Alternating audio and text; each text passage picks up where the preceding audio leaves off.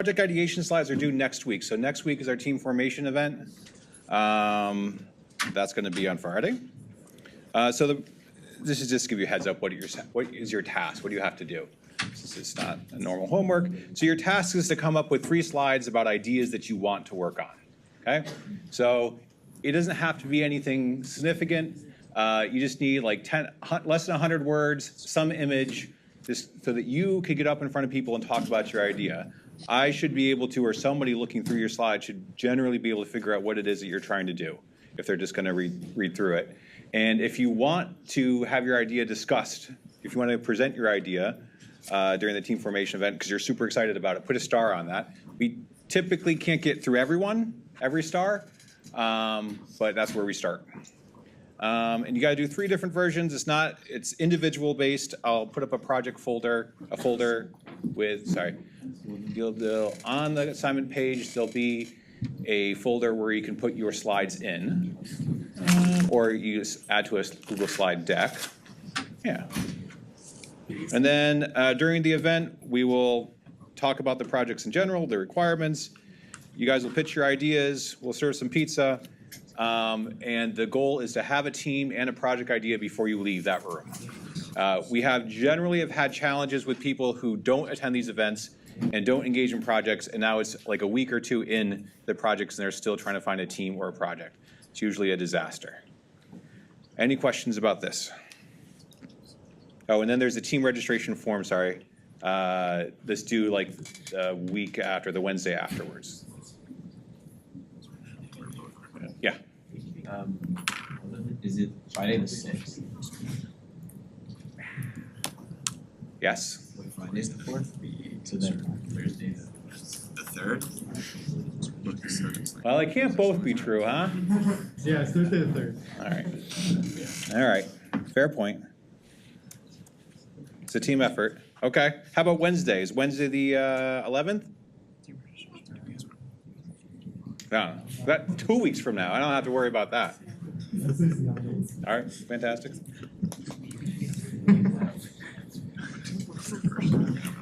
Just in time teaching.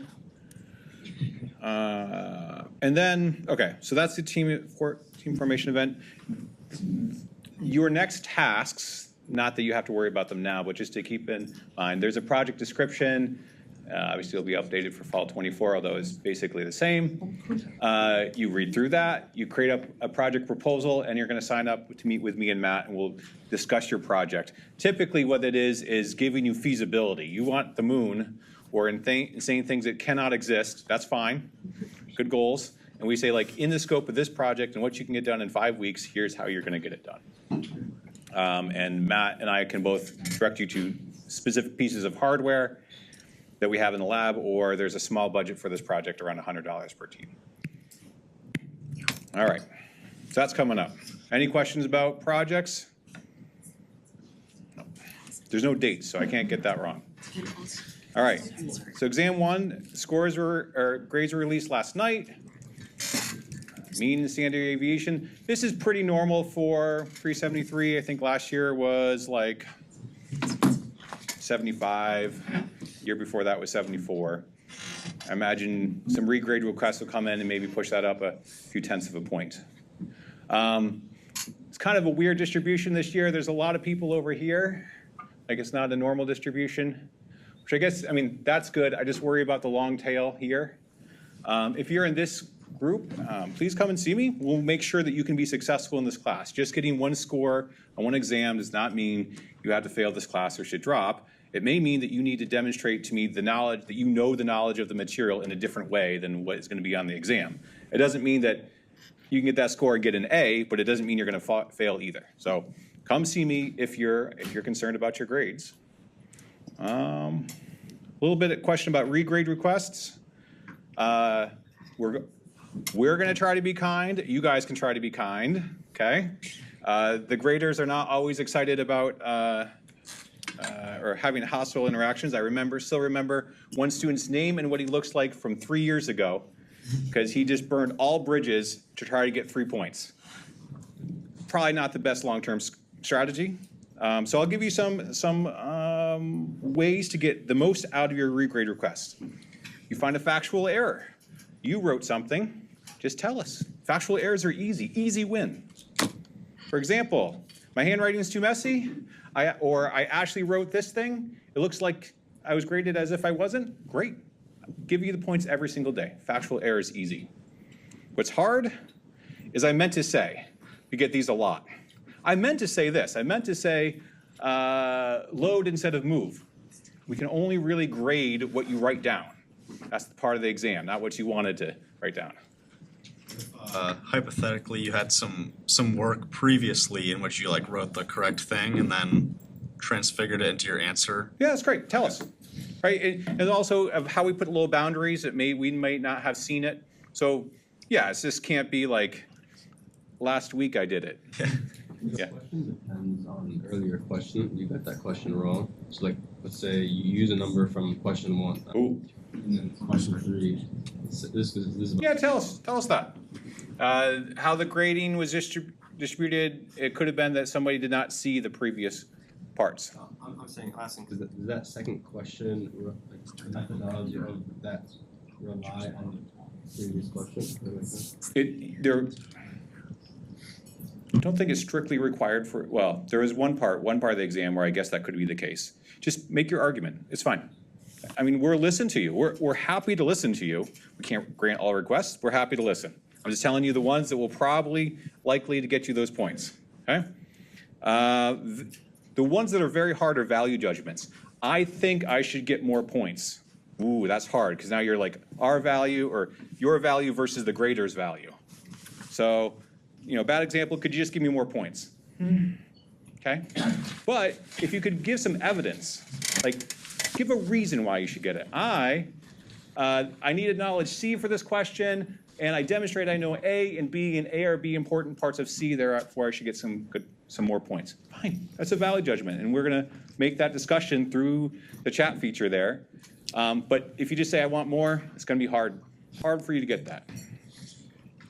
The other one that's kind of hard to answer is, like the question asked X and I answered Y. Can I get some more credit? Probably not unless there's a systemic error in the exam. It's happened, right? We can look through the grade distribution and they're like, oh wait, everybody got question X wrong.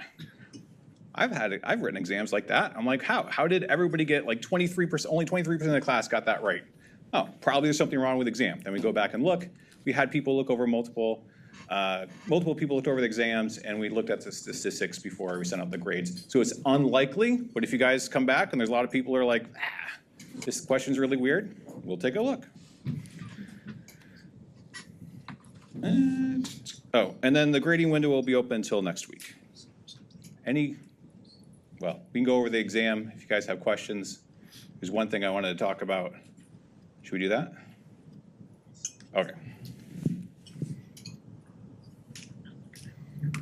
Nope. So for the design question, most people did pretty darn well on this one. I think there's 4 pieces of information you have to understand, generally embedded systems and specifically for this design question. First, you need to know what is the programming interface? How do I program this piece of hardware? And that's defined in the data sheet.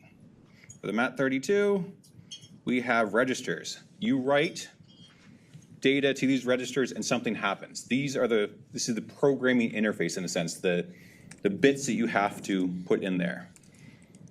That is coupled with the C code, right? You're gonna write C that's gonna manipulate those registers at those addresses. So you write C to accomplish that goal. So that's the other part, that understanding how your C program impacts the data sheet.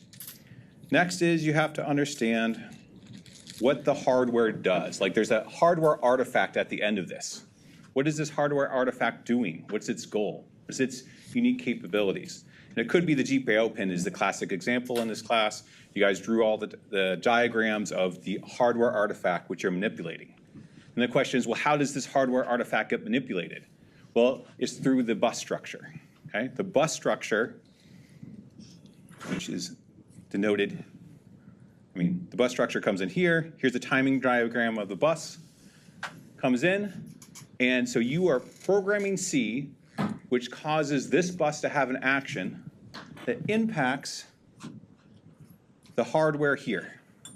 Right? And once you can link all those four concepts together, people generally did really well on this project, on this problem. You know, this is showing you, this is essentially a time series of loads and stores that have been done to specific addresses. Those addresses have been defined in the data sheet here. So if you're trying to do a radio control register, well, oh, I want to put back here. We can see that that address was written to with hex D, which happened to be turn on the thing, set it to channel 2, I think, and then transmit. How do we feel about that high level way of processing the information that needs to be done? Is that how you saw it? Or you're like, no, it was just a mess. Just a mess of a problem. Could be true.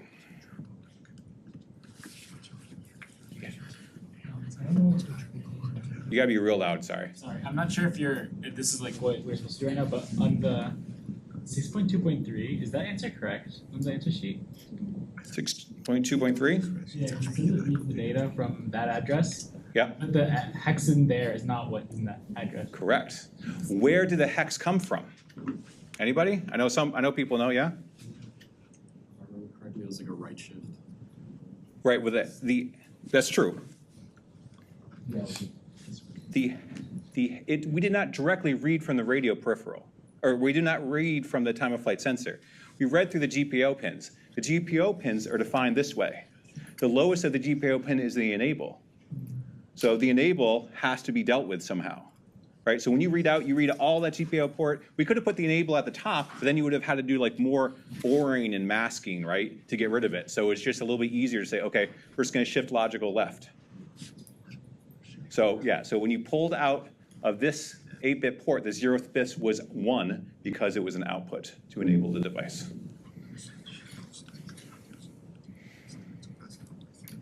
And that, again, that comes back to having a clear understanding of how this programming interface interacts with the hardware, the physical instantiation of those wires are doing.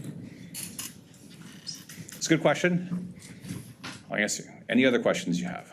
Yeah. So for the diagram we had to write, I was curious about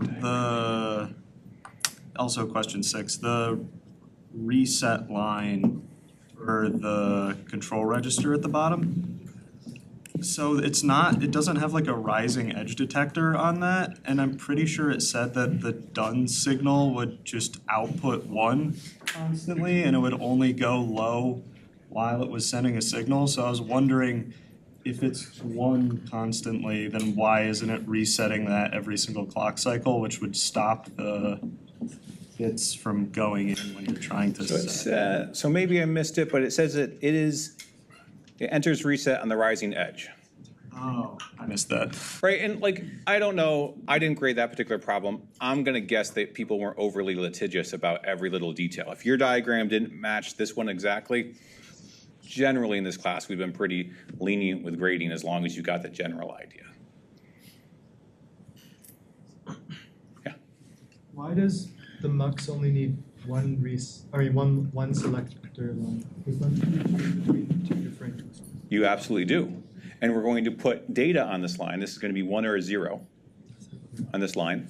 And then how a MUX, then those labels up there show you what the decoding is. So if you put a 0 on there, then the 0th line, the 0th bus would go to the device, would be selected. If you put a 1 on here, then the 1 bus goes.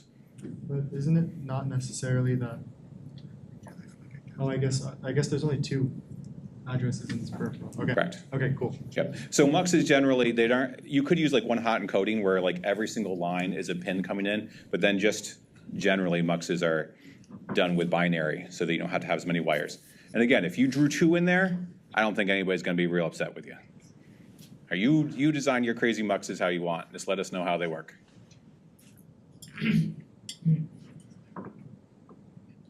Other questions you have?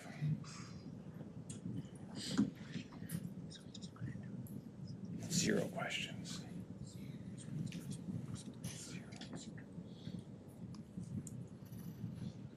Okay.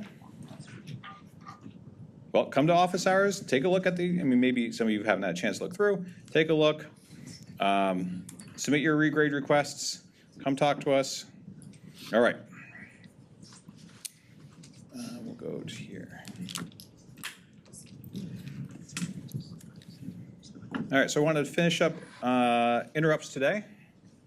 I want my computer to work too. Great. All right, so we talked about these timing diagrams. There is the updated version of the definitive guide to the ARM Cortex M3 and M4 is available online. I'm sure as a representative of the university, I'm not going to tell you where. Google will tell you where if you need to go look at it. But just remember, so in these diagrams, we have interrupt requests coming. Where the interrupt requests come, those come from the peripherals or the device that's generating. It's literally a wire that goes up and down.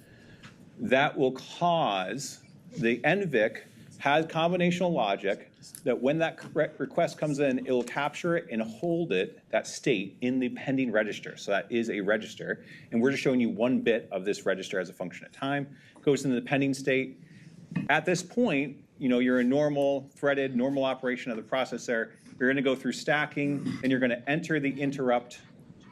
You're going to exit the interrupt. And when you enter the interrupt, then you go from pending to active state. Okay? So this thing is no longer pending; it's active. And then you exit the active state when you exit the interrupt, and you go back to your normal thread. So that's like the normal methodology. Then we had cursed slides. Had unresolved errors from yesterday. And so I had to figure out what in the world happened. And so the issue here was, so same as last time, we had an interrupt comes in, but this time it's held high. It goes into pending. The processor goes into interrupt handler mode, and it goes into active. And then when you leave the active state, because it's still held high, it goes back to pending immediately.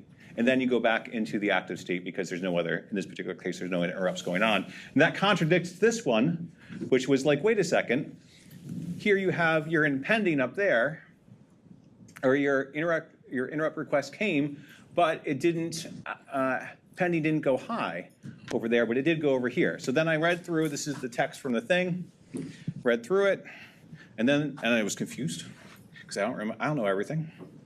And then I remembered, it has this little word here, arrived, right? And so basically this is edge triggered. So interrupts coming in will change pending if they're edge triggered. So when it arrived, that thing occurs. Otherwise, it's going to wait until you're out of the interrupt, check to see if it's high, and do that, okay? Of course, there is better documentation for this that's really precise. It's just ARM's own internal documentation. When your company spends, whatever it is, $100,000 for the spec, you get the spec and can read all the details. For the purposes of this class, the fact that these are edge triggered is not that big a deal. Okay. What question? I remember somebody over here brought this up. Is there any questions? Very quiet class. Not one question. Okay. All right, so we'll do one more example review for interrupts. Well, this is a little bit of review of what we just did. Maybe it's out of order. But remember, just to make it explicit, the interrupt request lines are literally wires that come from something, right? Some interrupts, in this case, you're most familiar with GPIOs. By the end of class, you'll know about timers and PWMs and all the rest of those things that can generate interrupts. We talked about program execution. So here, you're running through your program, interrupt occurs, your NVIC figures out what is the function, what's the address of the function, a special function called the interrupt service routine that needs to be run. You go run that thing, you execute it, and you come back, right? And so what are the steps? What do you need to do? So here a peripheral or something causes an interrupt. The NVIC determines which interrupt to process next. It waits for the core to complete its current instruction. We're not going to interrupt halfway through an instruction. The hardware, meaning the NVIC, automatically saves these registers. So basically the entire state of the core. This happens over the bus structure, and that's part of the APB bus matrix, which is outside the scope of this class, but the NVIC is doing this. While it's doing that, it's going to go and fetch the next instruction, okay, or the exception vector. It's going to update the stack pointer. It's going to update the program status register, especially the exceptions, to say which exception you're in. So that's the register that holds the active state. Going to set the PC to the vector handler. It's going to run. It's going to update the link register. Remember, it's the special value here, which it doesn't point to where it was in code. It points to a location up in the system memory, which tells it to do the unstacking. It tells the core, is basically saying do the unstacking procedure afterwards. So those are the steps.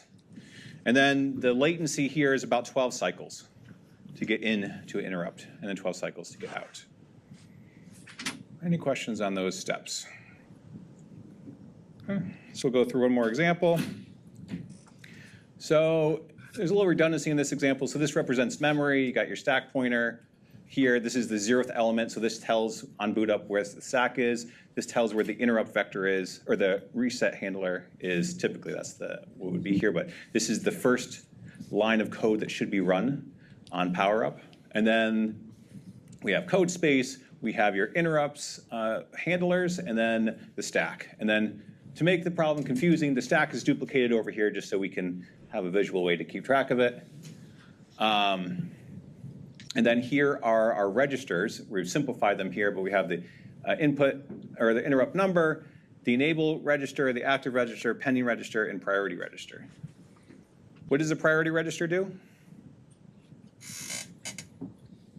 Yeah.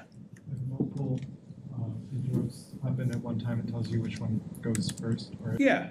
So this is like golf scores. Lower the number, the more important this thing is. So we have a register to keep track of that, and you can program that register to tell us what value should be, how important a particular interrupt is. Okay, so let's say we're doing a program. Some interrupt occurs. We do stacking. I don't know why the arrow points that way.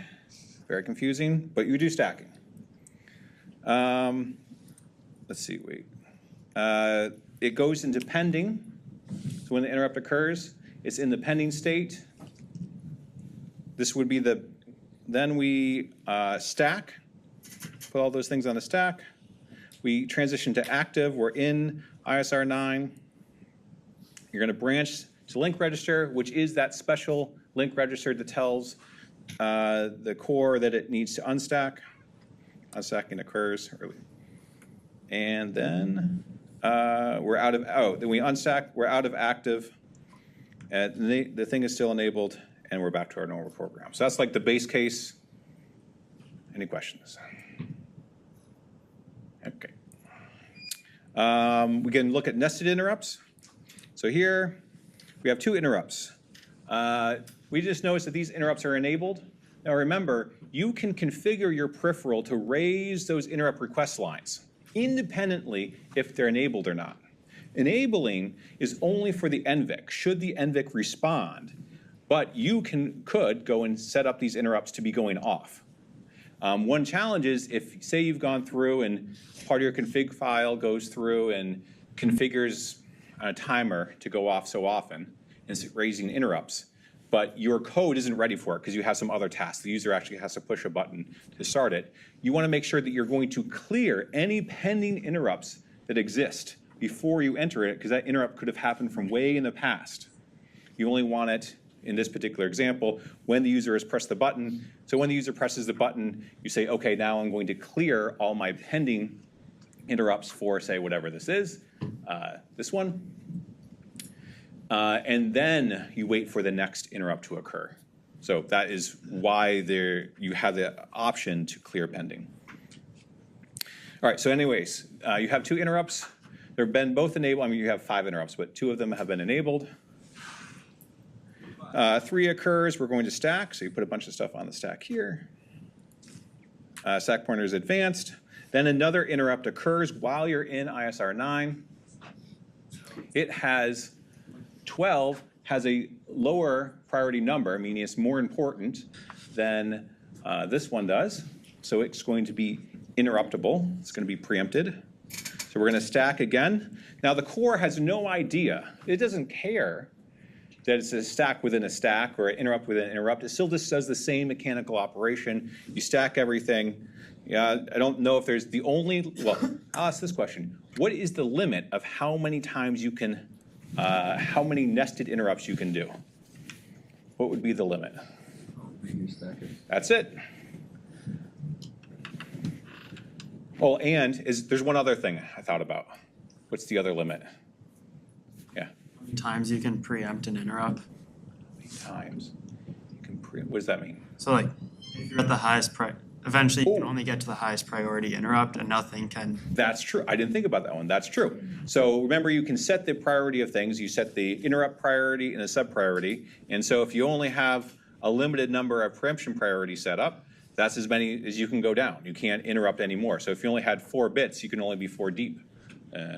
Only had 2 bits, you can only be 4 deep. Okay.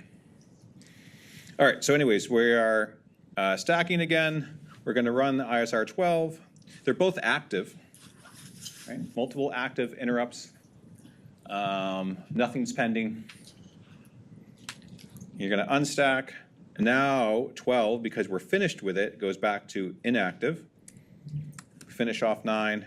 We're going to unstack that. We're back to our normal program execution. Yeah? Why was 9 not pending while 12 was happening? Because it was active. It's a fine question. I mean, the detail is just in the fact that, in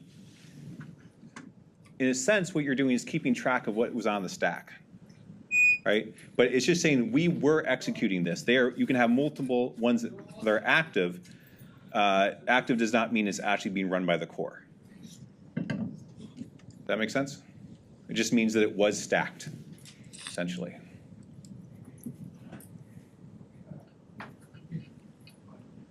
Okay. And then we can do nested interrupts. Oh, slide did not update. Okay. What do I want you to know? Don't worry about that. Doesn't mean anything. I mean, it's fine. You can read it. But the thing that was unclear, what I modified is it's unclear that this is the state you don't want and this is the state you do want. So there's more labels. Basically, it's showing out the error here that if ISR 10 has is less important, so it has a prior preemption or higher preemption number, then it will occur after ISR 9. It cannot do nested interrupts. The error condition is that you don't want to go through all the stacking and unstacking because you're just going to waste time. So in fact, we can calculate that. I think that's here. So it's going to take 12 cycles to unstack and then 12 cycles to stack up again. So that's 24 cycles, lost time. In contrast, because the data, most of the data is on there, and all you need to do is really go and fetch the new interrupt handle, interrupt service routine handle, then it only takes 6 cycles to transition here rather than 24. So this is tail chaining, just not explained here, so I'll update the slide later. And what was the other one we talked about? Does anybody remember? I forgot what it's called, but it's the one where it's like as it's being called, the interrupt's called, like as one interrupt's being called, one of I think higher priorities called. Yep. So then instead of stacking, unstacking, you just immediately go to the higher priority one. Yep, exactly. So, can I draw? So, basically what we're saying is what happens if an interrupt occurs here? Right? And so, stacking has nothing to do with it specifically related to the interrupt here, right? The active stacking is just about holding previous state of the core. So you can make a switch. If a new interrupt came here that was higher priority than 9, while you're stacking, then you can switch to that other interrupt without any penalty in terms of like having to restack or any of those sort of things. So late arrivals just mean late compared to the decision when stacking was made, but just in time before you started actually executing your ISR code. Otherwise, if you did, that would just be nested interrupts. Then you would have to go all the way through stacking. All right, so that's the material I wanted to get through interrupts. Yeah.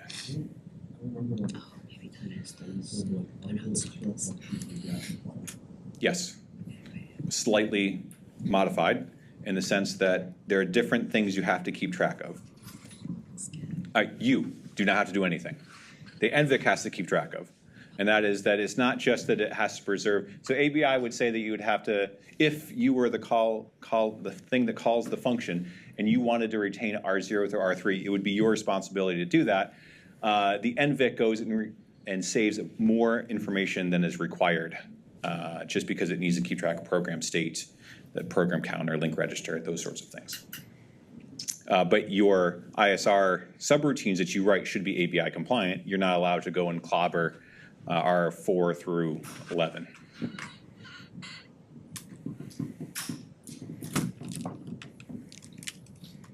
That's it. Yeah. What does the pending register does again? What's that? The pending register. Pending keeps track of interrupts that have been requested, but have not yet been serviced. Oh, right. So in this case, when ISR 9 is stacking, the pending register for DNA 1 should be 1, right? Sorry. When ISR 9 is stacking, the pending register, let's go back. So now, okay, we're not there. Oh, it just went right to active.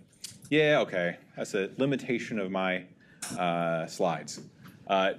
Because there was nothing else going on, it wasn't worthwhile doing the extra step of pending because it happens very, very quickly. But if we go all the way back, technically pending would occur.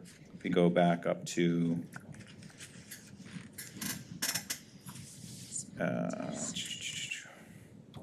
like here, technically you go into the pending state, but you don't need to be in the pending state long. Like all you have to be in there is long enough for that programmed or that current instruction to execute. So these make it look like it's a long time. It's not a long time. When pending really matters is when you have multiple interrupts going on at the same time. That's when it really matters. And then you may be active, but have things of lower priority. So you may have 3 or 4 interrupts pending that are going to be done afterwards. Does that interrupt your question? Does that answer your question? Great. All right, last interrupt questions. Again, I don't know. I'm trying to teach like 60 people something. And if I teach you something new, the probability of every person in this room answering it or understanding it immediately is pretty low, right? Somebody's got a question. It's a great time to ask. I invite you to ask.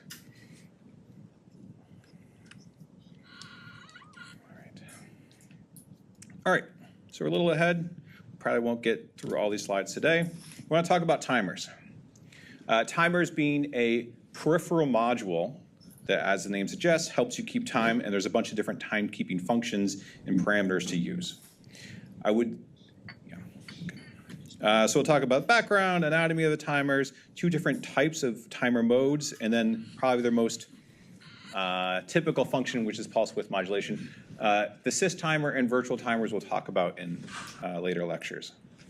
If you want more information, this book now, the STM Apply Applications Developer References manual is a good place to look through it. Embedded systems, this is the one that's you probably have to actually buy, but they have a fairly good discussion of it. This is where the definitive guide stops talking about timers. So the definitive guide is where I got those pictures from before. The definitive guide of the Cortex M3, M4 is about ARM's version of the ARM Cortex, not about STM's. So those people don't know about the specific timers that were made by ARM. This book is specifically for the STM32, so we'll have more information on timers that is directly relevant.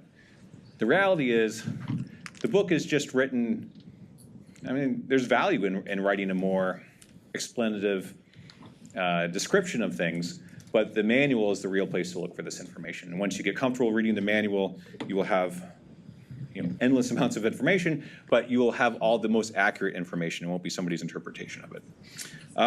STM also has YouTube tutorials that are now becoming more relevant. They'll probably do a better job than I do on certain tasks. They have script writers, and I only have me. But I encourage you to look through some of those YouTube tutorials. They're pretty good. Not always exactly what we're learning here, though. Okay, so a little bit about background on timers. So what do embedded systems try to keep track of? So from an iPhone's point of view, user-facing things like world time, when should alarms go off, want to set a stopwatch or a timer. These are the sort of things that we're used to with timekeeping devices.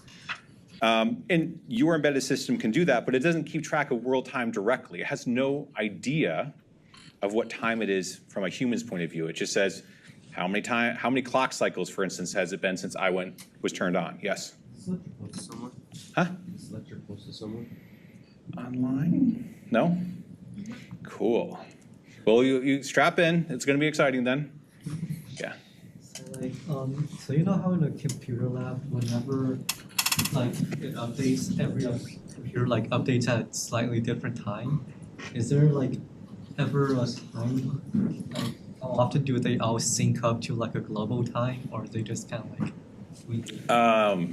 Computers work on internet time, so there's NIST, National Institute of Science and Technology, as well as most of the big corporations will hold servers that just keep track of time. And you can ask that server what time it is. And so those are down to 10 milliseconds of accuracy. So I don't know if that answers your question, but that's where our computers get our time from. Your cell phones get it from the cellular network. And so why do the updates happen a little bit off of that time? I don't know. It could be on purpose, or it could just be, I don't know, some quirk of the network. Does that answer your question? Yeah, the answer's pretty good. Okay. So these are things that users care about. And if you made an embedded system with a user interface, that would be reasonable things to keep track of. But the reality is there's a lot of other things that we need to keep time for. So we talked about servos. Servos use time to encode position. And it's probably important to think about that most computers are really bad at analog, horrible.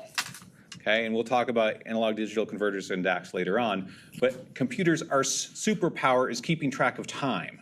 So anytime you can take an analog problem, like which direction the servo should be pointed in, and turn it into a timekeeping task, then a computing system is really good at that.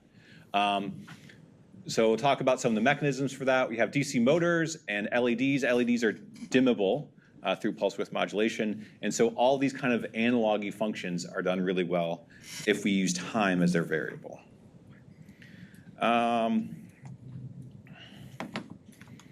Yeah, I just mostly said this.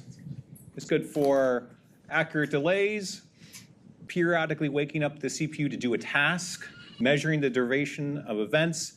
This is actually kind of hard for a computer to do without a little bit of extra hardware, but keeping track of user time is fine. And so one example is, just set an interrupt to go off, set a timer to go off every second, and wake up the controller or enter in an interrupt function that says do a task every second. Right? This would be a classic use of a timer. So how do we get that done? So first, it's probably useful to think about, I want to start kind of at the lowest level, how do humans understand sense of time? Like if we didn't have a clock. Yeah? How many days has passed? All right, so we look at the natural world for information about this, right? So humans, we got the fall and rise of the sun. Okay. Then we figured out, could we use a mass and a spring to keep track of time? So we have gravitational and potential energy. So assuming that you can't just look at a clock, where does the computer get the clock from? So why don't you take 60 seconds and think with your neighbor, how in the world can a computing system keep track of time if the clock just doesn't give it to it? How does it get a clock or any sense of time to begin with? Start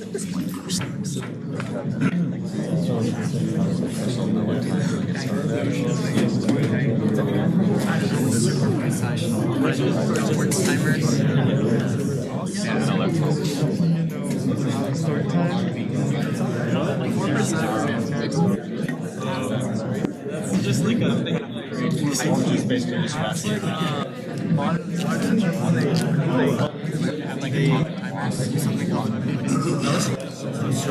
Because that needs to be like For a circuit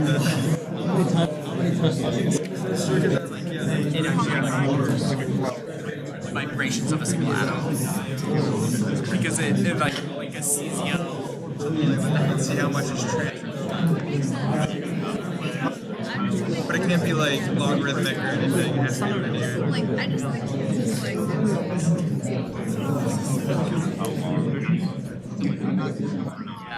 All right, what do you guys think?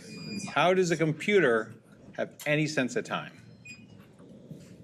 I think I'm just cheating because I know it. There's like a crystal oscillator, and it'll oscillate, and then you make a 1 or a 0, and then you'll know when the thing happened. Pretty darn close. How does the crystal, well, got another one? I had a question. Okay, good. What if the crystal dampens? So like, What's that? what if the frequency of the crystal oscillating dampens the more we use the IC? Like, how do we reset it or like get it to the original frequency it was supposed to vibrate at? How much analog circuits do you guys want to do? Jeez. The correct answer is a crystal. We'll talk about it in a little bit more detail, but all a crystal is a mass spring. There's a direct analogy between a crystal and a mass and a spring, or a pendulum, in that it's going to, a pendulum stores energy as kinetic and potential energy, and it has oscillation dependent on the length and the mass, while a crystal is storing energy in the sense of electric field and magnetic field, and it makes a feedback loop, which we'll talk about in a second. But yes, you need some natural way, and it is this crystal that vibrates, and we'll use that to keep track of time. All right, so let's talk about anatomy and timer, then I'll dive into some detail there. So we have some crystal. This is the external physical world.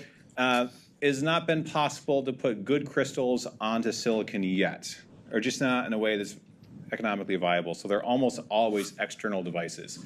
You can have a clock source internally, it's just not as accurate and it's generally not used. So there's some clock driver. We'll talk about the feedback loop that happens here in a second. That makes it so it won't dampen over time. On top of that, you need some sort of, we'll talk more detail, but you need some prescaler. You need some way to turn this very fast or very slow clock into the frequency of square waves that you need.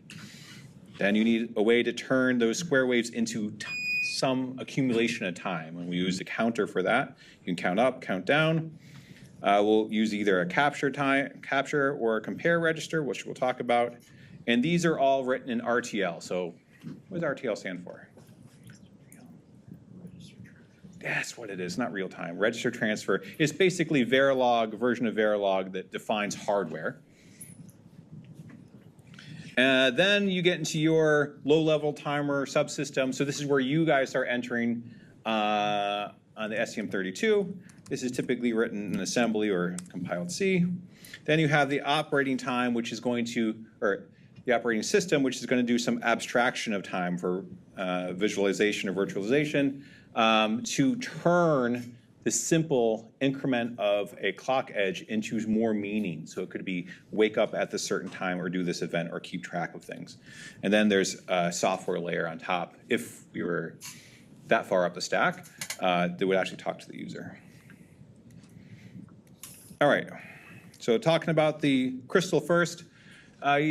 So typically this is what a crystal oscillator looks like. This is the symbol for a crystal. It usually has some load capacitors on the edge. How do you know what size load capacitors? You have no idea. You do whatever the data sheet says. Basically, almost all data sheets for every device will give you a typical wiring diagram that sometimes they, especially like say you had a, I don't know, some weird sensor or something, or an op amp. They're gonna say, here, put these capacitors here. You do whatever the data sheet says until you have a really good reason why you shouldn't, right? It's just general rule of thumb. In this case, you need some load capacitance, and then it has an op amp there that's going to put it in positive feedback. And so As it goes through, it'll oscillate higher and higher and higher until it comes into steady state and you'll see square waves. So that's why it's not that you just pluck it and then it dies down. It's constantly getting feedback. The nice thing about crystal oscillators is that they measure the accuracy in parts per million and sometimes per billion. So these can be very, very accurate in the sense that they don't drift and oscillate a lot at their center frequency. There's lots of different types. Typical ones that you will see for keeping track of human time happens to be 32.768 kilohertz. And if you do the math, it turns out to be seconds if you count up enough of those little clock increments. So if you're trying to keep track of human time, typically you have a low frequency clock on there. But if that would be too low to run the rest of your device, or too slow, so oftentimes you'll have crystals that are in the megahertz. Tens of megahertz is pretty easy. For some RF stuff, hundreds of megahertz is possible.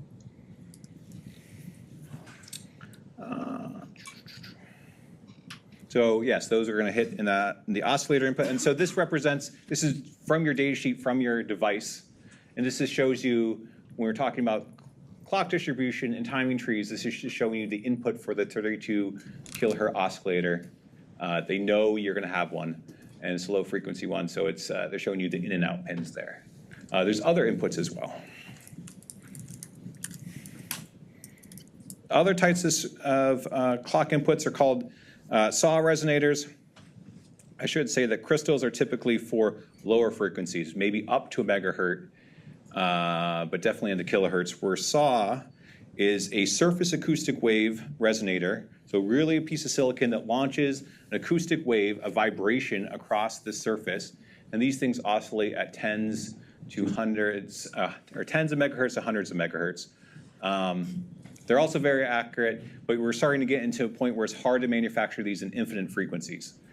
So you may, for your application, you may need a certain frequency. You just can't get it. It just doesn't exist. You can't buy it. But there's all sorts of other, yes? Sorry, can you briefly explain how the SAW resonator works? Is it like a physical, like, sound wave that, like, bounces back and forth between the two sides of the chip? Essentially, yes. That's really cool. Now, sound at a megahertz has different meaning. So we're going to say this is a vibration. Humans hear sound, everything else vibrates. But yes, it's a mechanical wave that's causing this, that travels across the surface of the piece of silicon.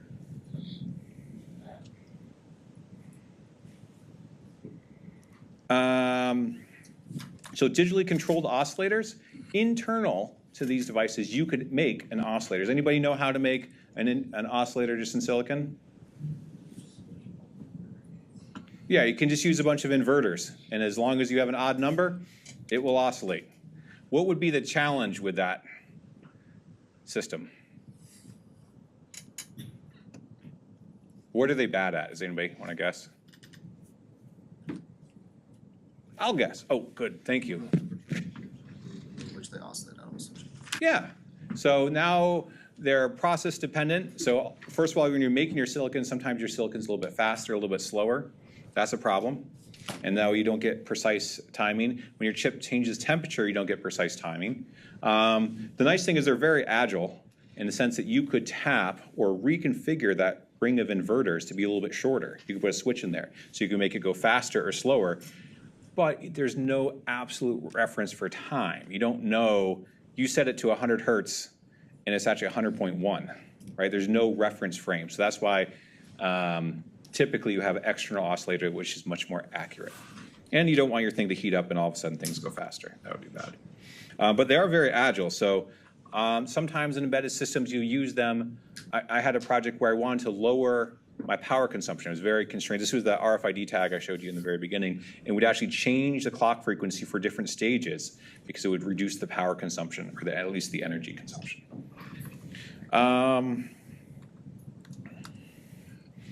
All right, so you may have seen, if you look through the data sheet, that the high performance bus and possibly, depends how you configure it, the advanced peripheral bus run at 100 megahertz. However, this thing only goes up, the external frequency only goes up to 100 or 48 megahertz. That runs at 128 megahertz. How is it possible? How is it possible to get a faster clock than what you were putting into it?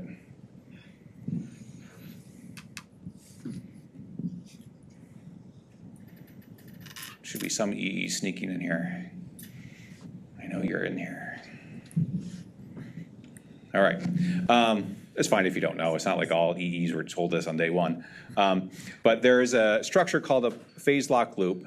You have digital phase lock loops, and those can take the edges of a clock and synthesize a higher clock frequency based on that first frequency. So the analogy is you're pushing a kid on the swing, right? And they have a period. Well, you could push twice as much. You could push 3 times while they're away. You could figure out the rhythm to push 3 times, and then you're just in phase when they come back. So, right? So that is the same mechanism. They just have an error function that says, oh, I'm a little bit ahead of the waveform or behind the waveform, so you can synthesize higher and higher frequencies, which is nice because sometimes it's actually hard, or there's limitations getting really high frequencies in through the chip's bond wires and everything, so you bring in a lower version and then you clock it up or use a PLL to make it faster. Yeah. The downside is because you're not literally phase locked, sometimes your noise is higher. So you get a little bit of jitter in that clock signal, and you had to use a relatively fancy piece of hardware here to figure out to do this, so you get higher power consumption with phase lock loops.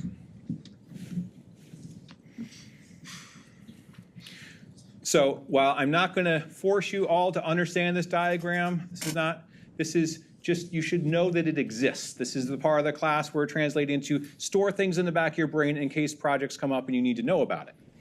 So you have a lot of flexibility of how to what part of the chip you want to clock at different frequencies. A typical application is usually every year there's a team that wants to control like a VGA monitor or VGA projector. Well, VGA requires a very specific frequency, and you could try to generate it just by bit banging. It's way easier if you just use a PLL to set your entire clock, your core, everything at that frequency or a multiple of that frequency, and then all the timing just comes out really nice. So it's just good to know that there is a lot of flexibility in how you distribute your timing. And what I mean by that is you could have you have these gates, and you have switches and controllers and prescalers, so you can clock different parts of your chip at different times. Another one that's pretty useful is, say you're talking with your UART. UART is a communication protocol we'll talk about later, and it has a certain timing it expects, a certain baud rate. And so rather than trying to guess and bit bang, what I mean bit bang is you set an instruction like a store that raises a GPIO pin and trying to get that clocking to work right. If you just tell that UART, just run at this frequency, it's all taken care of for you. So that's why you need to know that this thing is available. All right, so now we'll move up the stack a little bit. We're going to talk about, we don't really talk about the clock drivers, although in a sense that's what the prescalers and phase lock loops, or the phase lock loops I was just talking about are. We'll talk about prescalers and counters, and then we'll talk about capture and compare in a second. So this is the basic anatomy of a timer. We have a clock frequency coming in. We have a prescaler, which allows you to divide that clock frequency by some amount. This is the first pass of giving you flexibility in controlling what the timer is actually doing and how long events should take place. So then you have a counter. So this could just, every clock edge that comes in, it will either count up or count down. You have other modes, you can hold it and do those sort of things, but just say, imagine that you're going to count up on every clock edge that comes in. Typically for your devices, these are 16 bits, although your particular microcontroller, I think timer 1 and 8 are like 32-bit counters, but typically 16 is enough. You have a interrupt service routine. So this is sorry, it's not an interrupt service routine. You have an interrupt that when a certain event occurs, and we'll talk about what events those would be, that can raise an interrupt, which then you would go and handle in your ISR. So you can say when a certain amount of time has passed, raise an interrupt, and then your core knows, okay, this thing happened, I should do something. There's also a thing called an auto reload register. It's not fundamental to counters in general, but it's part of every one of your STM counter modules. And basically it says, when your interrupt goes off, what should you reload your counter to? So counters are able to, they're just a bunch of D flip-flops typically. You can load words in, you can take words out. And so it's just giving you the option of always reloading the counter. Say you always want to start at 1,000 and then count down. For whatever reason, you could set that up and then have your ISR fire when you get to 0. Oh, forgot to write that. So equation for your prescalers. So prescale, PSC, is literally a number in a register that you can program. You say, I want it to have this prescaler. It's always +1. That's because if you accidentally put in 0, then you have no clock coming out. So then fine folks at STM said, well, we've seen that error enough times. We don't like that error, and we're always going to make it off by 1. So it's prescaler +1, and that's the division ratio for getting your clock out.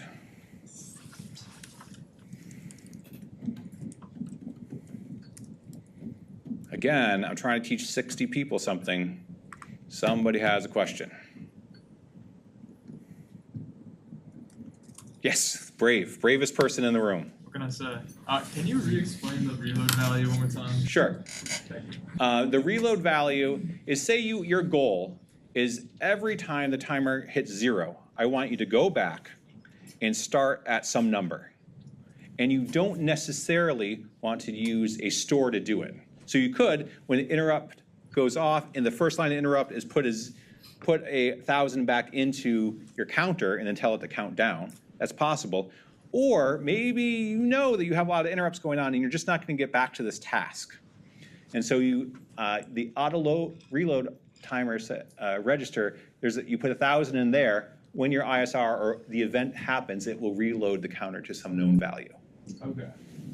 So it's like its own designated kind of register Yep. specifically for that. Yep, that's a register. This is a register. PSC is a register. Okay, cool. Thank you. Yep. Can you explain the prescaler again? Sure. I'm glad you asked. Hold on, let's go to Falstad. There's 2 types of prescalers. The simplest prescaler is actually called the clock divider. And its job, so here we have a clock coming in. It's just a row of D flip-flops. And if I increase this line, all we're seeing here is that this thing has to clock twice for this line to go high. This is 4 times, 8 times, whatever, 16 times. And you can actually see that this is happening much slower. This is the last device. So that's the Q line there. And you can see that it takes a while. So now you imagine, in the simplest case, this is called the clock divider, not a prescaler, but you can just tap off one of those 2 things to slow down your clock. So you can imagine you'd have a mux up top, and you have a register, and you just write to that register and say, I want the slowest thing. And that will allow you to count longer in time before your 16-bit counter overflows. But if you want to be really, really precise, then you could go off the first tap, or even here, even just off the clock, and then you say, I can count things very, very precisely, but I just can't count as long. So that's the general idea of a prescaler. This is just called a clock divider. Sound good? Okay. And then I learned from you guys, we can't see anything, that when I make PDFs, so this link represents the net list of that simulation. So if you click this link and took it, it would take you to Falstad and you could play with this. I encourage that. However, when you convert to PDF, sometimes it puts a space in here and you're sad because the link is broken and it takes you to like the most basic circuit. That's bad. So I figured out you can put tiny URLs. This thing will automatically generate tiny URLs. It's supposed to last forever. I have no idea. It's a third-party service. But if you click on that, it should take you there. So now we'll have less broken net lists. Also, the top one should be a link to this actual address. Anyways, going to prescalers. I don't have a fancy circuit of a prescaler because they're hard to make. But if prescaler, so we just talked about a clock divider, divide by 4, 8, 16, whatever you want. A prescaler is itself a counter that's going to say, okay, I have this many edges come by, say like 10, and I'm going to, every time 10 edges come by, I'm gonna put 1 clock cycle out. So that's why you're able to divide the incoming clock frequency by some amount. So the goal of a prescaler is just to divide the incoming clock. And to make life hard, they use this formula. So let's see, your clock coming in divided by your prescaler value plus 1, so that you don't set this thing to 0 by accident. That gives you the frequency of your output. So that would be the frequency there. Does that answer your question? Okay. Yep. I thought the idea of using like scaling through PLL was to like increase the frequency. Yes. Is this, but we're like downsampling? over Correct. This is not a PLL. Okay. If I teach that, then all the ECE folks will come and yell at me because I'm going to do it all wrong. I'm not going to teach you phase lock loops. I took it when I was in graduate school. No more phase lock loops. The idea, all you have to learn about phase lock loops is it is a way, it's a complicated way, but a power-intensive way to increase the frequency. And we're not going to deal with that. Just know that that exists. Yeah. Figuring a timer, how do you generally come up with a good prescaler value? Ooh, that's a great question. It depends. As the sneaky professors say, it depends on you and it depends on what you want. There's no, and so it's, the limiting factors here are that you probably have a 16-bit timer, and then you have an event that's a certain length of time, and you have a source clock. So if it was a very long event, like weeks, you can't go at the fastest frequency. You would have to pre-scale that down to something that ensures that you don't overflow, which means wrap around on your timer and miss that event. So it's application dependent. Okay. Yep, counters, prescalers. We will try to be super clear about if we're using a clock divider or a prescaler in this class and make sure you know which one it is. The problem with the clock dividers, they're electrically simple. It's just that they're very fixed values, powers of 2. Well, this one is flexible. It can be any numeral or any integer value. Let's see. So counters, just to make it clear, counters. So this is an example of a counter. So it's so this happens to use JK flip-flops, but you could use D flip-flops. It doesn't really matter. Here we're just, oh, you can't see anything. Jeez. About my false stat.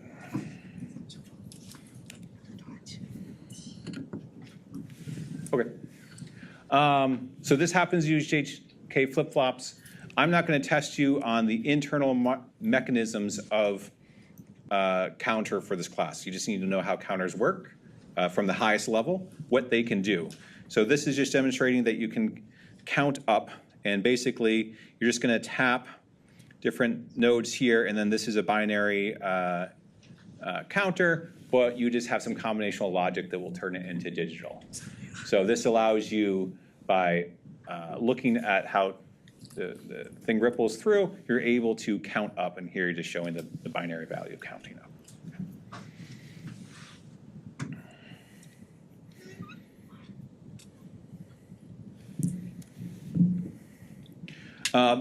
There are lots of different topologies, but the things to know about counters, first, obviously, that they, on every positive edge, they increment.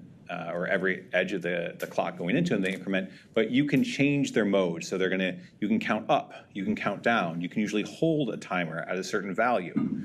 This is just a circuit that would show you how, by controlling the up down here, this would allow the counter to go up or down. The counters for 373, you can write into them. It's just a bunch of D flip-flops. So you can have, and they have an address. So you look at the data sheet and you say, I want to store a binary value into that address. Fine. Then it will count from that value, either up or down, whatever you've configured that counter to do. You want to read out a value. You had a homework assignment like that where you could read out of a value of a timer. It's just a load operation. And then different timers will have different bits. Typically for this class, you'll have 16-bit timers, but they could be any size. So anybody have questions about the functionalities of what a counter can do in terms of this class? Yeah. Not a 100% related question, but what is the JK and JK flip-flop? I don't know what they teach. One day I'm going to teach 270. I'm going to learn a lot about what we teach here, but it's just a type of gate that's kind of like a D flip-flop that has a different internal structure, and some of these, the functionality is slightly different. So how a JK flip-flop works, not important. How a D flip-flop works, barely important. What a timer or what a counter can do, that's important for this class. I see another hand. Okay. So we'll talk about the two different ways in which we use these counters. So it's capture and compare. So the primary methods are capture, measures how long something takes, and we'll explain why in a second, but is essentially you're going to, what would be the best way to say, capture the event. Capture, you have a timer that's running from 0 up to whatever, and when that event occurs, you're going to capture the value that's held in that timer and do something with it. Compare is the alternative mode. Compare is, I have a value I'm looking for. So you have a compare register. You're going to put a value into that register and say, when my timer reaches this value, like an alarm, do something. Typically throw off an interrupt. So those are two modes. When something occurs, capture the value that's on the counter, and when the value on the counter is something, compare it to this known value and let me know when that's happened. Okay, so let's see. So this is kind of a fan example. Okay, so this is kind of from your homework. So one way you could have done that homework, I mean, we didn't offer it to you, but now you have the capabilities. You have a fan that's spinning, and every time the fan goes around, you would like to know what the value on that timer is. So you set it to 0, let it count up, and then when the fan comes around and clicks that little sensor, it will tell you what the delta T is in time. Okay. So here's how we would configure that. We're going to add, so this is our basic model. We have a register for the prescaler that tells us how we want to divide our clock.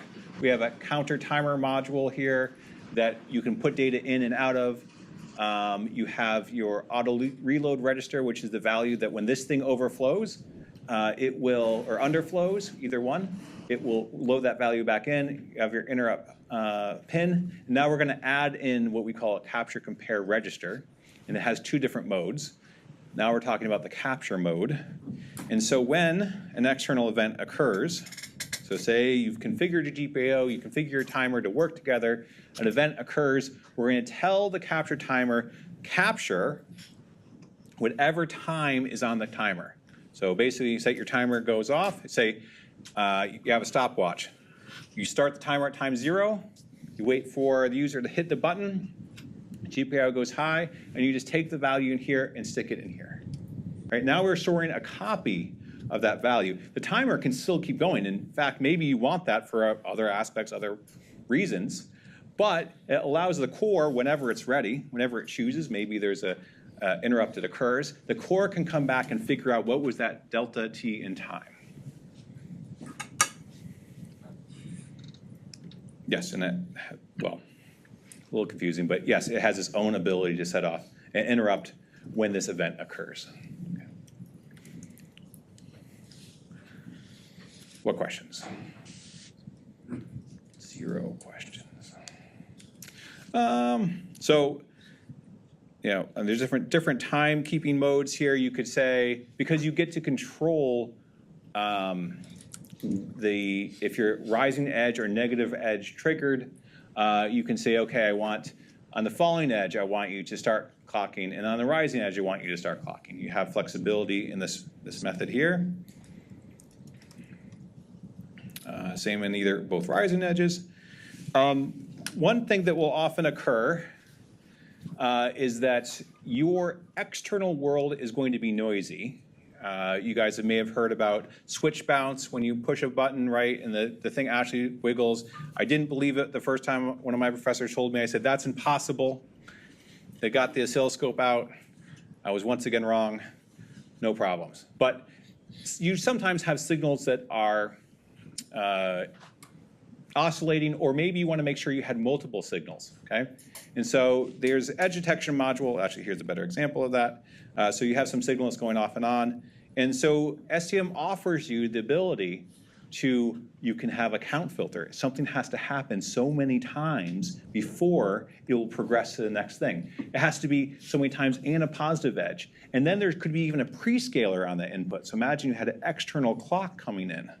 You can prescale the input, and then, only then, will it actually go off, be a signal that goes into your counter in your capture compare mode. So I'm just saying that there are hardware mechanisms to do some basic signal processing. You can start doing filtering in hardware so you don't have to do it in code.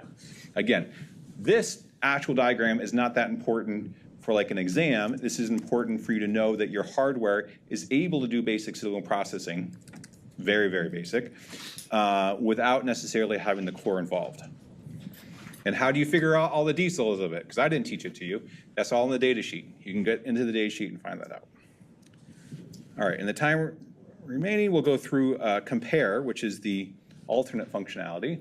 So say you want to control the speed of a motor. So maybe naive isn't the right word, but the most obvious way to control the speed of a motor is to use voltage, right? I put more voltage, I crank up my power supply, the thing goes faster. Again, the problem is that microcontrollers are not good at analog anything. And so if you wanted to do that, you could probably get an analog digital converter out or enable it, and then maybe it's probably not going to supply enough power, so you need like to amplify the signal in some way. It's a messy way to control a motor. A better way to control a motor is basically by pulsing it on and off. And so by the average duty cycle, which we'll talk about in a second, will control the speed. Either it's going to get full power or a version or a lower speed. And you're just going to switch fast enough to overcome the momentum of the motor. So say you switch 1,000 times and you're saying, I want to have, if you're on most of the time, it's going to go very fast, but if you're off most of the time, it's going to go slow. So we're going to control a motor through time, not necessarily through an analog voltage. So you just need to set up the frequency and set up a duty cycle to control that motor. So how will we set and define this pulse width modulation? So we're going to go back to our basic diagram, and we're going to go modify it here. We're going to use the capture compare register, and we're going to configure the timer to be in compare mode. And we're just going to say, put some value in here, tell the timer to either start, the counter to either start at some value, known value with the auto reload register, or go to 0 and count up. So you can either count up, count down, whatever you like. And when this value equals that value, do something. And that's just a big compare register. And then when that occurs, set up an interrupt to do a task. And there's the output compare mode register, which will allow you to control things like if you're going high, low, you can force it to always be high, always be low if you needed to. There's flexibility there. So you can count up, you can count down. I thought it was strange when I first learned about it, but you could say, I'm going to count up to some value. You could count up all the way up to FFFF, or you could just count up to whatever the reload value is, and then you'll count down. And so they give you the flexibility of counting up, and then you hit your auto reload register, it overflows, goes back to 0, and counts back up. This one would be you start at your auto reload register value, count down to 0, underflow, go back up to your auto reload. This one is up, down, up, down. Why are they giving you so much flexibility? Because there's a cost to this. Why are they doing it?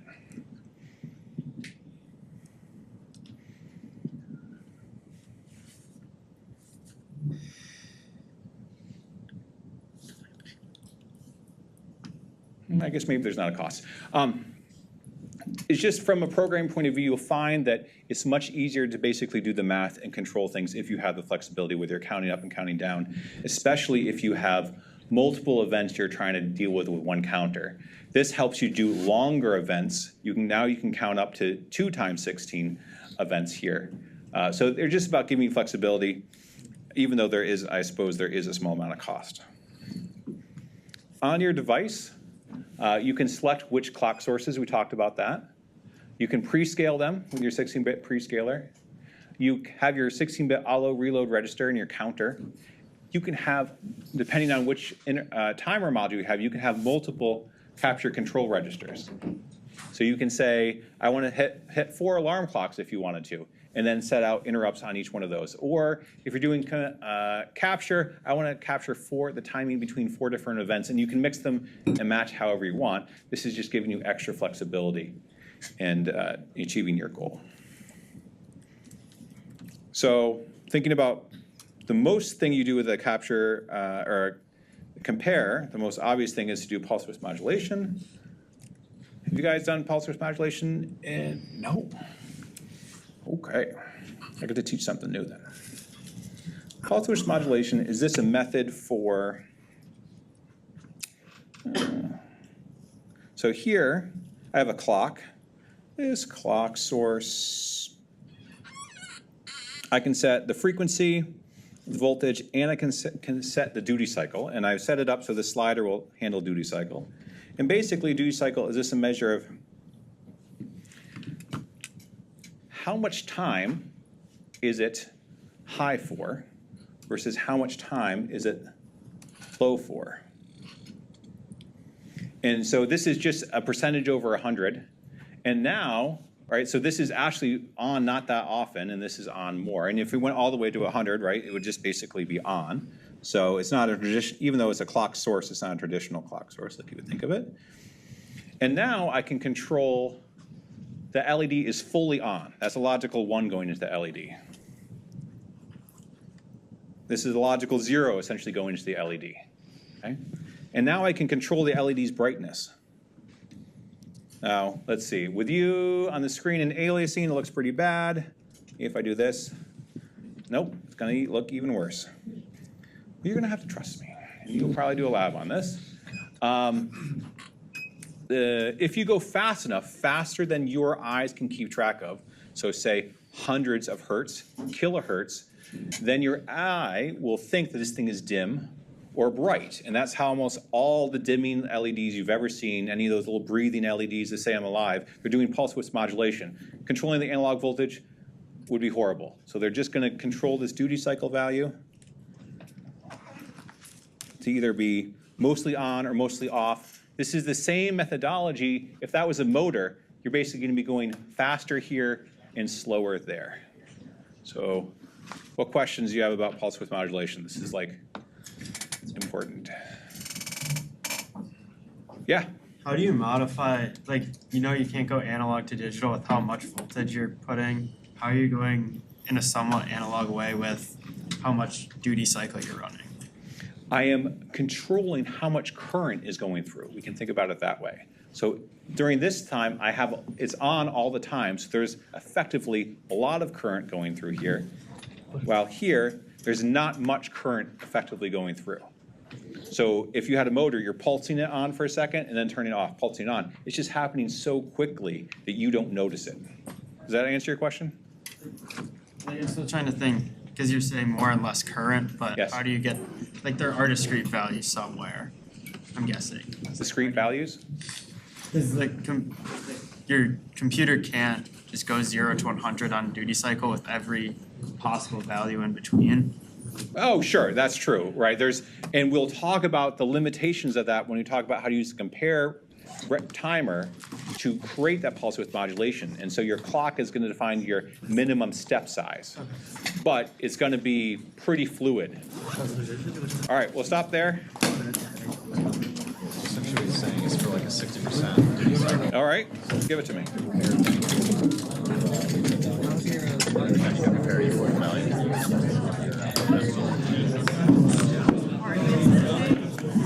I'm sorry, there's electricity what? That's how PWM.C works. Goes much slower, Be able to but see it. effectively, yes. And then somebody else just has to. Okay, so what's happening there is you're not actually putting more power in. You've told the clock to go faster than it was spec'd for, which means that the propagation, it may not make the propagation delay, right? So between, remember in 370, you had like a register, you had some combinational logic, and you had your next register, and you had to make sure that between clock cycles, all that data was ready.